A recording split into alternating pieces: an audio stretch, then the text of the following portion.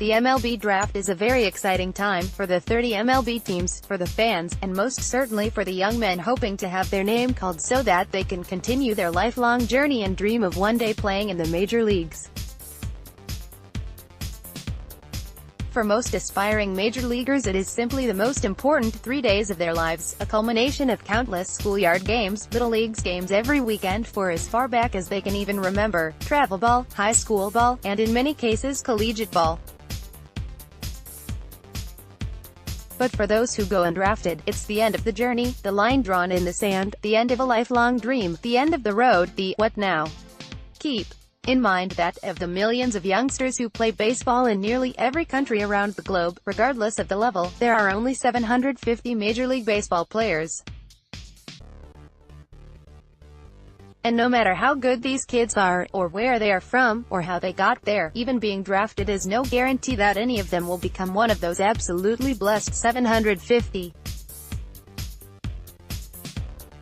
I'll say it in two ways. One, it was probably the most satisfying 15 minutes that you can probably experience, said Rancho Cucamonga Quakes manager Drew Saylor, who was drafted by the then Florida Marlins in the 13th round of the 2006 MLB first-year player draft out of Kent State University as a second baseman and made it to the Single-A level before moving on to independent league ball.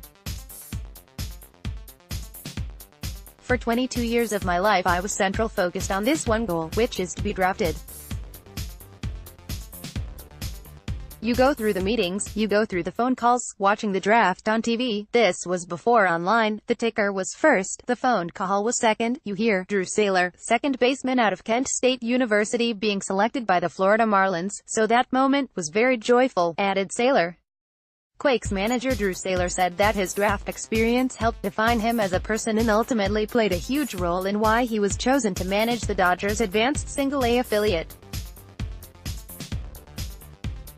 It is also a huge reason why he is well respected by his players and his staff. Photo credit, Ron Chervenka. But it's what Saylor said next that was not only surprising, but something that I, and probably most baseball fans, had never even taken into consideration about one of baseball's biggest annual events. It actually was a hollow moment after that for me, more because I think as humans, we tend to always think like, once I get here, then I'll be happy, once I reach this goal then everything is going to be fine, Saylor said. And when you're always worried about just achieving the next goal and you're not really enjoying the journey, you have moments like that. Like this high for probably about 15 minutes, and after that, I can remember sitting in my mom and dad's front room and thinking like, wow, is this it? Is this all that I've worked for all these years? Saylor added. There's like this moment, you summit the mountain, you get back down, and then you look back up and there's another mountain staring at you. Could this simply be the fear of the unknown for a young college or, in many cases, an even younger high school aspiring baseball player?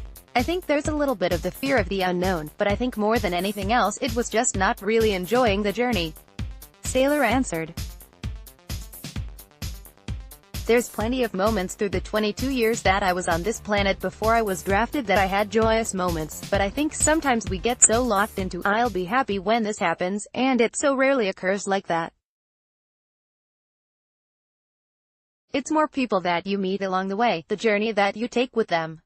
That's really where the joy lies, with the people you interact with. After that happened, I had a hangover for really my first half a season in professional baseball, played terrible because I had that question just rattling around in my mind, is this it? Is this it? Is this it? Saylor continued.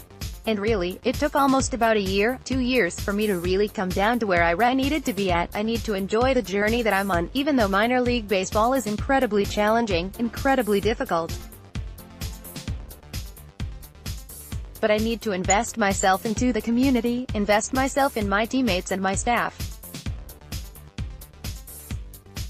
And really, a lot of my know thyself came from that, where you reach that pinnacle, you bottom out, and then you kind of come back out and you're back at surface level, and you go, okay, here's the lessons I'm going to draw from that journey, this is how I'm going to choose to live my life beyond that, Saylor added. And I think that was the moment that I stopped defining myself as a baseball player and really started finding a truer, deeper purpose beyond that.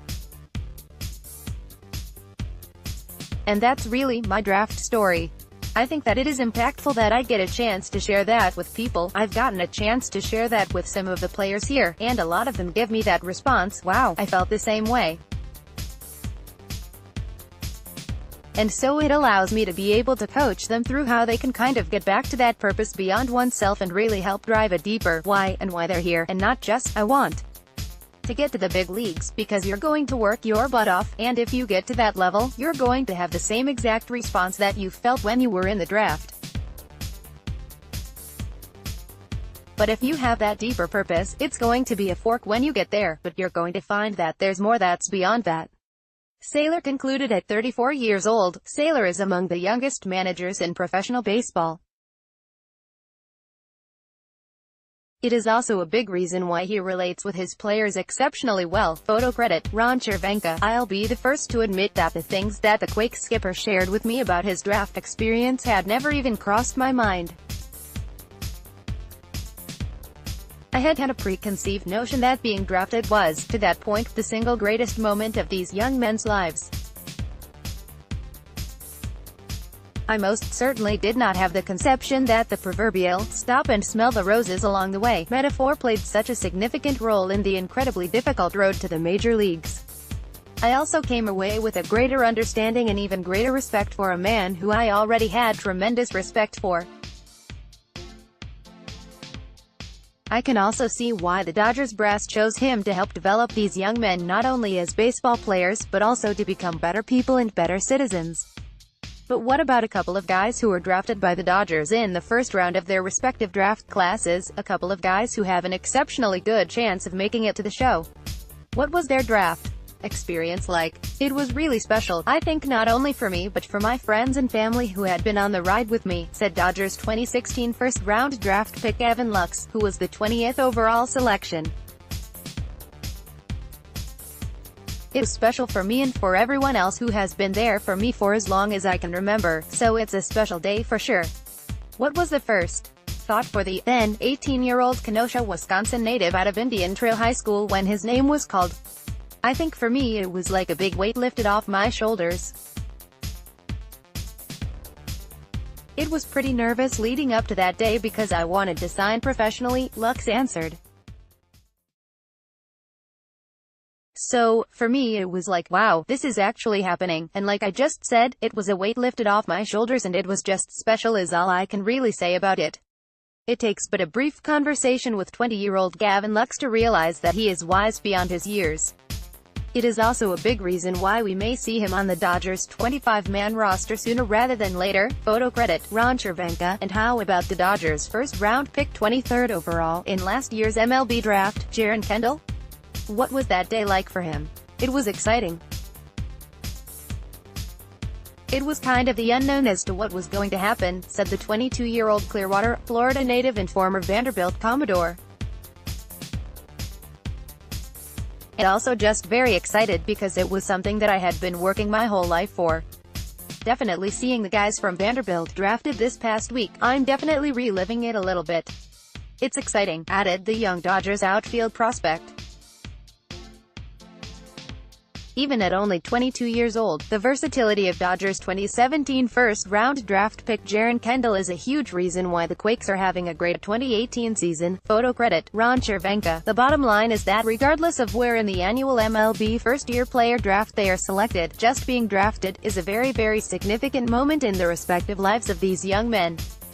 It is also, as Drew Saylor noted, a turning point in their young lives, and could very well define who and what they will be for the remainder of their respective lives.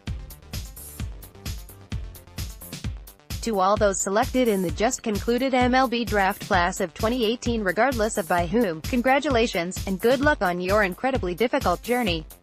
Just don't forget to stop and smell the roses along the way.